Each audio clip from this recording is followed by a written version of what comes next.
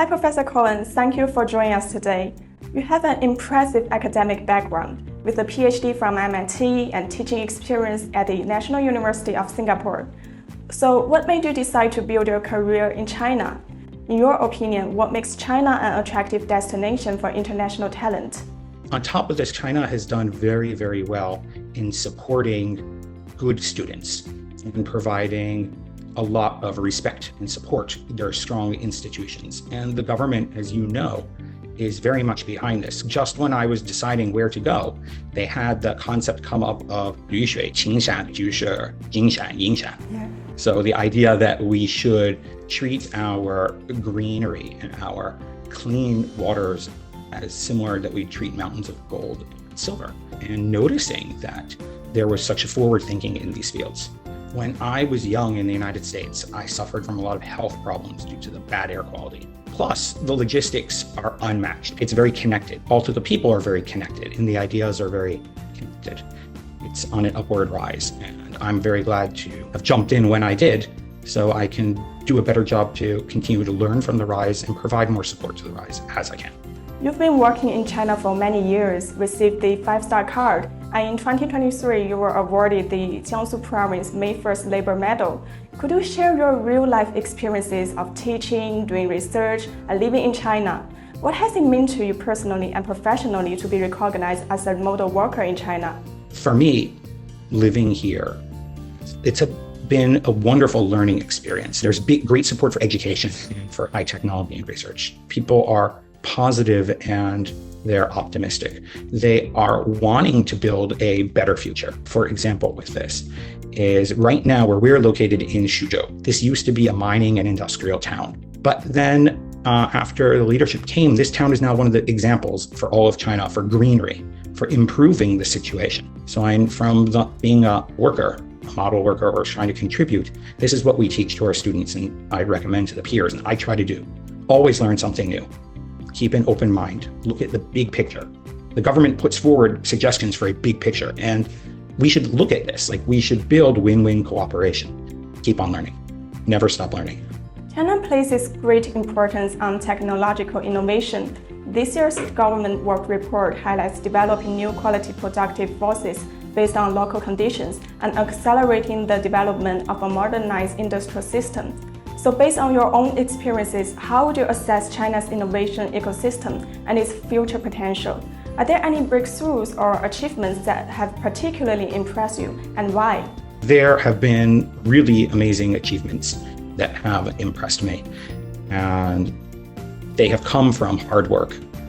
For example, one of the achievements since I've been here and I've been working on is that China now has a lead in putting up satellites that are of high quality and provide a lot of Earth data that we can use, that it allows us to work with newer algorithms, to invent, not just to learn from others, but to use new science and push the boundaries to address problems that couldn't be addressed before. The knowledge of the environment has changed, and we are leading now everything from physical models to AI-infused models. And this has been done for benefit in this case by being at the forefront of this, by boldly investing in technologies cooperatively. This is something China's done very well. Instead of having everybody fight over one small thing to be the best, the resources are spread and the knowledge is developed in a cooperative way where we can gain all across these different aspects of the technology. So I've been extremely impressed by the entire research ecosystem this way. It's cooperative, it's moving forward, it's serious, it's willing to invest deeply. As an expert in satellite observation of greenhouse gases and pollutant emissions, as well as remote sensing data and model integration, could you tell us more about your research and how have they been applied in real life? And what kind of positive impact have they had on advancing sustainable development goals? If we want to solve the problems of air pollution and greenhouse gases, these issues involve 4 W's: what, where, when, why. What we're trying to do is to demonstrate what the actual conditions are so we can provide support to the government. We'll be cooperating with the United Nations Environmental Program on coal mine methane. And we will be the first group in China and in all of Asia that will be working on this program, because methane is the low-hanging fruit of climate change. It is less expensive to mitigate than carbon dioxide, but it also still has the second most powerful punch. So it's a really good first step for us to demonstrate all these measurement technologies so we can comprehensively put teeth into greening the society and achieving the dual carbon goals. The year 2025 marks the 5th anniversary of China's dual carbon goals. China has remained committed to green development and achieved notable progress, especially in clean energy. So with your global perspective and deep expertise, how do you see China's progress toward the Paris Agreement target?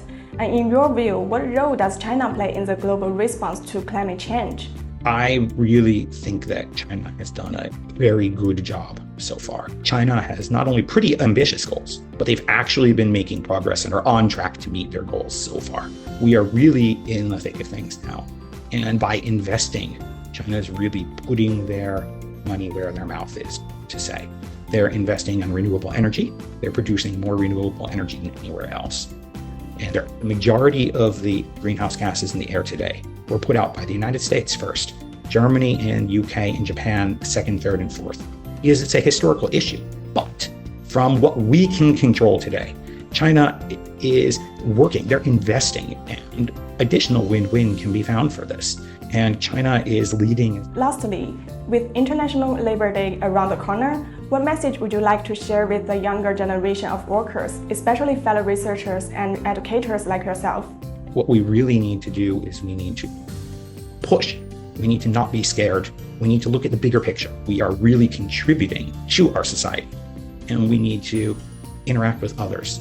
We shouldn't just work in a closet at our one desk, that it's an interconnected picture. And not only can we apply our work better for society, but we can learn more from others and understand better and make a better contributions with them. That's all for our interview. Thank you so much. Thank you again so much for having me.